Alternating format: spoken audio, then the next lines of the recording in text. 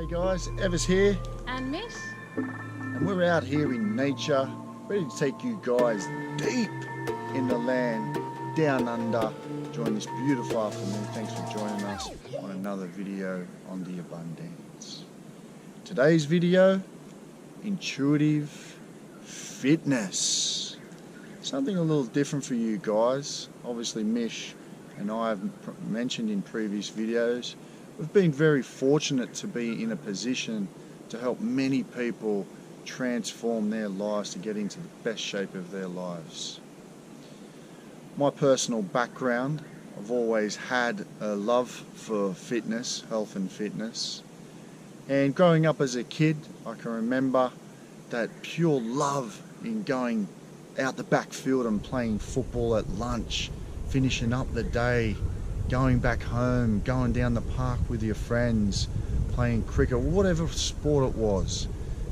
As we got older, you started to play in team sports, you started to play against other teams, you started to get a little bit more competitive, you start to become a lot more focused, a lot more energy goes into this. You start to really chase dreams in hoping that you can create these dreams and manifest results.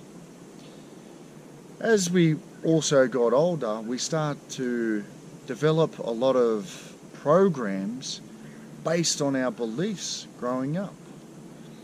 Obviously our behaviors, our habits, even our attitude to fitness all stems from a belief program. And what Mish and I want to do is start to obviously talk about a few of these programs, but also come from another state of mind in being able to achieve some of these desires that we talk about in your fitness, sport, or whatever you choose to obviously reach these particular desires. What I feel, and Mish, when she starts to have a bit of a yarn also, is that some of these programs probably coming from a different angle that we've started to really observe and see a lot of people actually become a little bit self-destructive and lost the love for fitness, health, sport, whatever it is you may do. This self-destruction is obviously coming from something that is external, because if we go internal, the body is not created to be in a destructive mode. We hear some of these terms out there like beast mode or train insane or all of these different particular quotes. I'm going to put up some of these quotes and I'm sure you guys know exactly what we mean. What do you feel, Mish? Yeah, I feel like there's a really big push towards this goal-oriented external and physical transformation. And I feel that in reaching these goals we lose the heart and the real passion and the joy in moving and enjoying the exercise and the activity. So that's what we can see happen in these programs where there's competition involved, and when that becomes the main focus of the sport or the activity. Definitely. And from my personal experience, when I started to wake up or become awake on this ascension and this spiritual journey, a big one that we started to see is obviously the loss or the slow dissolving of the ego, which creates this competitiveness, this rivalry, this competition against our buddy, our fellow human being. And what this ends up being is that we start to train from a particular place of our brain which is in survival mode. You start to think, why don't I have any energy anymore? Why can't I sleep properly?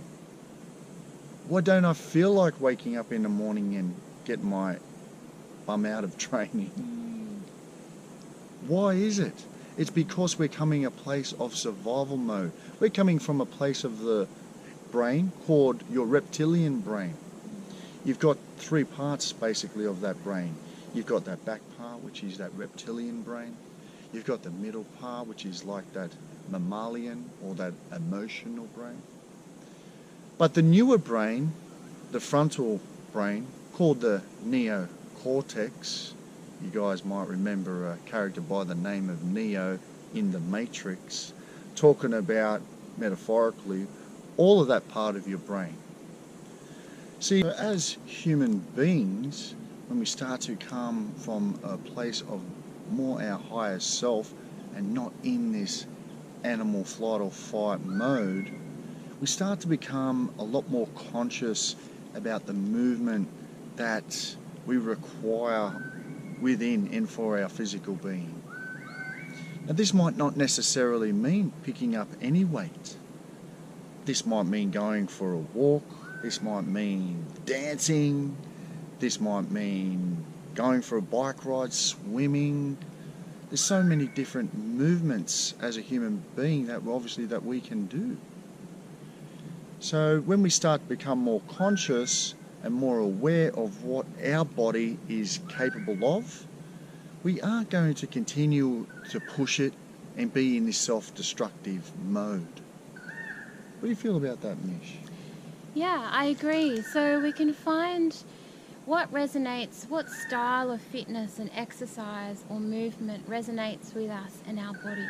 And we're all so different in many ways. So we have different lifestyles, we have different, requirements and responsibilities in our life, and we also have differences like gender. So we can find there are many different styles to suit these variable factors in our lives. So the key, I believe, is finding what sparks that passion inside. So what is it? What style of movement do you feel the most alive doing? Beautiful.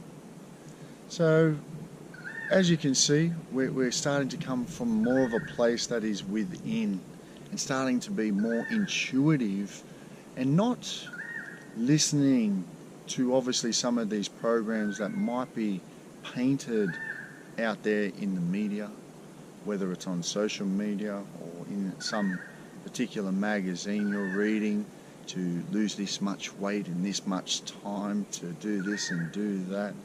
The stuff does get quite crazy, and you're forever looking for something that is external to self. Well, it's never enough.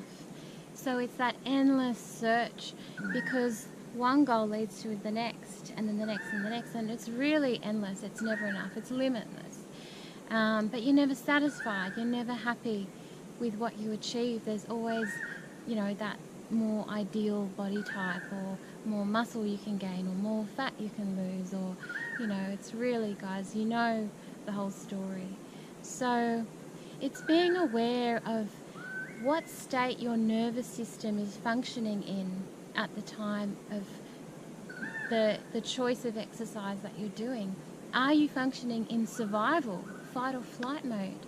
This is your sympathetic nervous system, and it's not designed to be on high alert all day or even at long periods of time, because over time this is what leads to burnout. This is what leads to adrenal fatigue, not being able to maintain or sustain that level of exercise and stress on the body. So we want to look at more engagement with the parasympathetic nervous system, which allows the body to move consciously, allows the breath to flow quite easily, and there's a natural rhythm and movement within the body and also with the external physical muscles working in unison and in harmony to create the experience that is, it's enjoyable. It's not a stress for the body. Beautiful.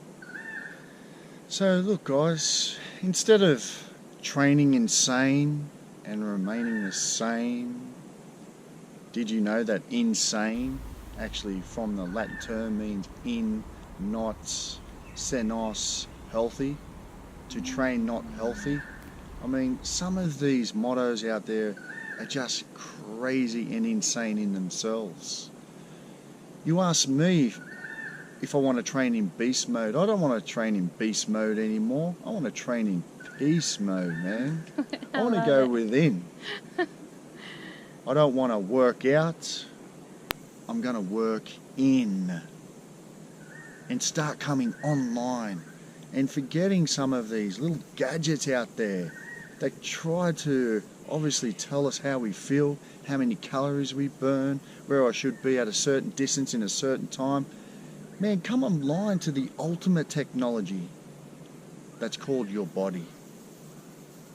So we hope you've enjoyed the video. Something a little bit different for you guys with our intuitive fitness. If you've got any comments, please share them down below. We'd love to hear what you guys think about intuitive fitness. Other than that, don't forget, if you can please subscribe down on our YouTube channel. Otherwise, get us on Instagram or down on Facebook. Yeah.